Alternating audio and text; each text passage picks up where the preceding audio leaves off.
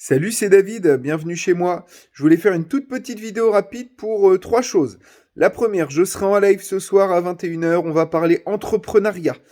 Euh, Beaucoup de personnes sont interrogatives, voire dubitatives sur mon choix par rapport à la création donc, de ce camping à la ferme. Euh, J'expliquerai tout ce soir. On va en discuter, préparer des questions, des contre-arguments. Il n'y a pas de problème. Moi, je suis totalement ouvert. Je connais déjà les points forts et les points faibles de ma stratégie. Mais bon, on en discutera. Deuxième chose, j'aimerais aussi repréciser pour le stage plantes sauvages comestibles.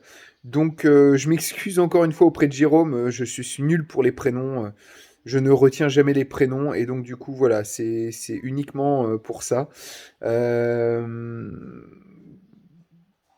Et donc pour le fameux stage sur les plantes sauvages comestibles, donc c'est pas moi qui le fais, hein, je précise, c'est une personne qui est experte en ça. Moi, je ne suis qu'un débutant qui est en train d'apprendre là-dessus.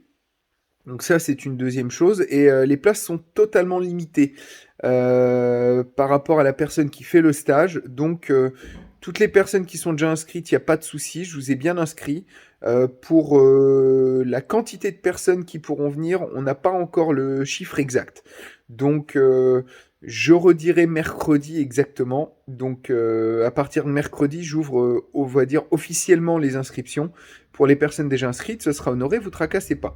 Et la personne donc, qui se charge de ce stage, c'est une personne qui écrit dans le magazine Yggdrasil et qui parle de plantes sauvages comestibles. C'est une mine d'or, mais elle est adorable et c'est une mine d'or. Et enfin, pour terminer, je voulais revenir sur le petit clash que s'est pris ma ferme autonome, dans lequel on me taquine aussi un petit peu.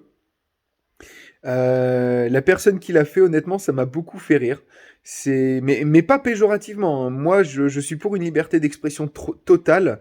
J'adore troller, me foutre de la gueule du monde. Et ça me dérange absolument pas qu'on se foute de ma gueule à moi. Donc du coup, c'est gentil pour ceux qui sont venus me dire qu'il y avait ça, comme s'ils voulaient me rassurer un petit peu. T'inquiète pas, c'est pas grave. Moi, ça me fait beaucoup rigoler. Moi, au contraire, je me suis vachement marré. Euh, et les commentaires en dessous, il y a énormément de trolls qui se marrent, mais moi, ça me fait doucement rigoler. C'est pas bien méchant. C'est bref, il y en a qui parlent, qui trollent, d'autres qui agissent. Et enfin, en plus, cette personne est venue me voir. Enfin, me voir, me répondre. J'ai répondu dans les commentaires, vous pourrez aller voir si vous voulez. Cette personne est venue me répondre de manière intelligente. Je trouve ce qu'il fait, c'est rigolo. Euh, Bref, vous verrez dans les commentaires que je ne suis jamais à court d'arguments et que, encore une fois, je suis pour une liberté d'expression totale. Et juste pour ceux qui tentaient de me rassurer ou tout ça, alors c'est adorable, hein, franchement, merci beaucoup.